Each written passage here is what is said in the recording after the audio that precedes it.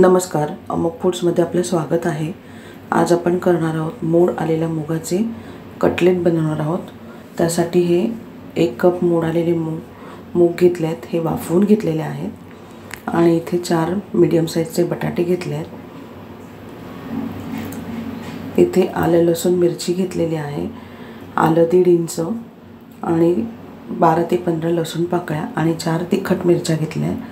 आता इथे आलं लसूण मिरची आपण आणि जिरं वाटून घेणार आहोत।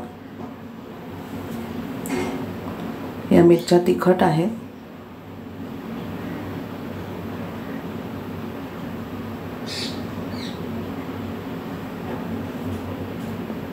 याच्यामध्ये अर्धा चमचा जिरं घालते आणि हे जाडसर वाटून घ्यायचे।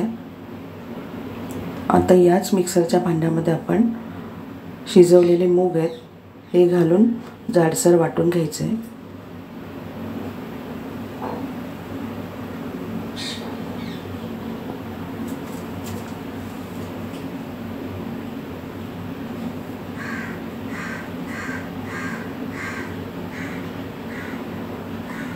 हे आपण मूगही वाटून घेतले, हे काढून घेऊया।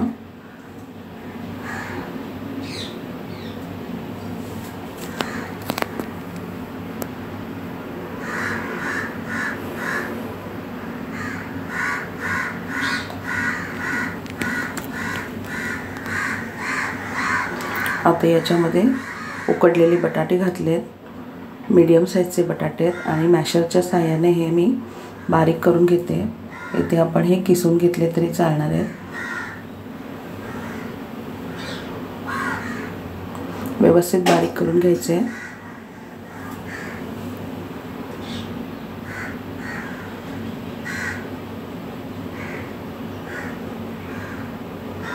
आता याच्यामध्ये भरपूर कोथिंबीर घालते।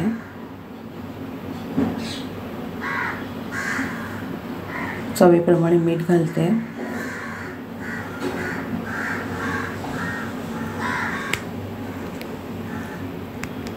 आणि अर्धा चमचा हळद घातली। आता हे सगळं मिश्रण आपण मिक्स करून घेऊया।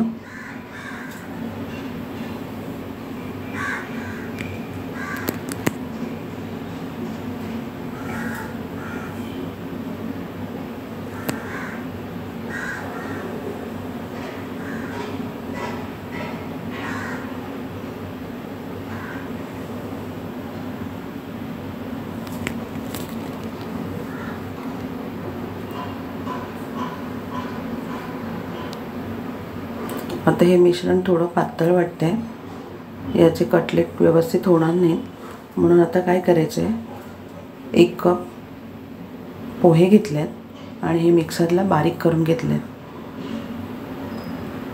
इथे आपण ब्रेड क्रम्स किंवा रवाही वापरू शकतो। आता याच्यातलं 3 ते 4 टेबलस्पून पोहे आपण पोह्याचं पावडर आपण याच्यामध्ये घालून घेणार आहोत आणि हे सगळं मिश्रण मिक्स करून घ्यायचे।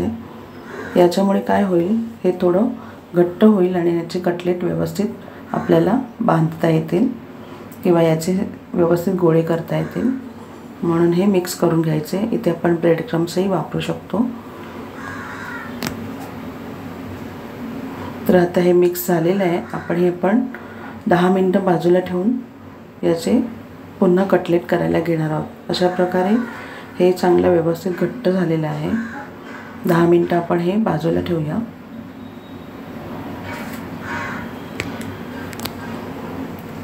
तर 10 मिनिट झालेत, हे आपण पुन्हा मिक्स करून घेऊया। हे अजून घट्ट झाले, पोह्याने याच्यातलं पाणी शोषून घेतलंय, त्यामुळे हे व्यवस्थित घट्ट झालेलं आहे। याचे आपण आपल्याला हवे असलेल्या आकाराचे कटलेट बनवून घ्यायचे।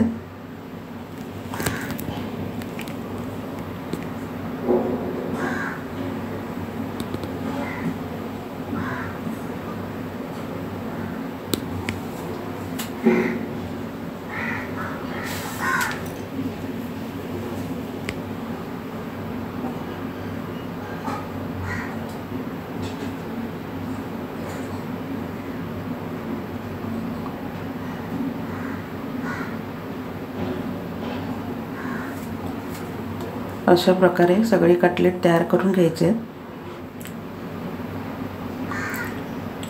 आणि पुन्हा आपण जे पोह्यांची पावडर करून ठेवली होती त्याच्यामध्ये हे घोळवून फ्राय करून घ्यायचे आहेत। आता हे सगळे आपण ह्याच्यात घोळवायचे आहेत आणि इथेही आपण ब्रेड क्रम्स किंवा रव्याचा वापर करू शकतो।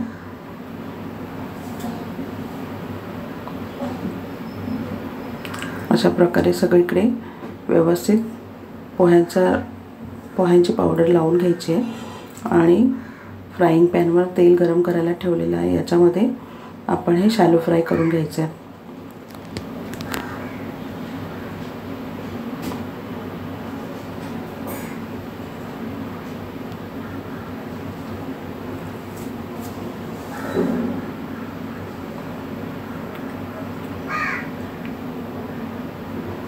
आता याची साईड चेंज करून घ्यायची आहे, दुसऱ्या साईडने व्यवस्थित भाजून घ्यायचे आहे।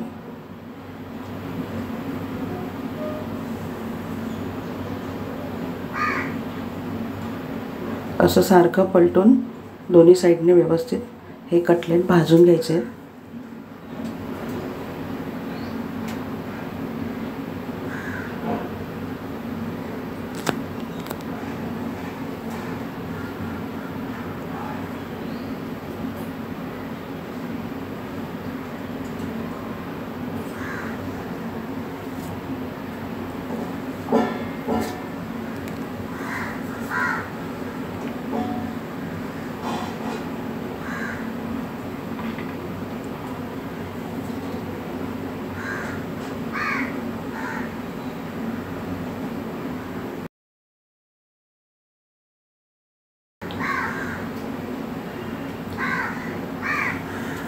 आता हे कटलेट व्यवस्थित भाजून झालेले आहेत, आपण काढून घेऊया आणि अशा प्रकारे सगळे कटलेट शॅलो फ्राय करून घ्यायचे।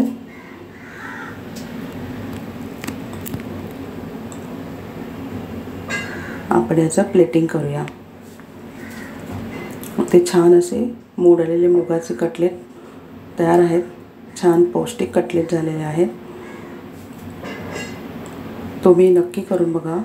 पुन्हा भेटूया पुढच्या व्हिडिओमध्ये। थँक्यू।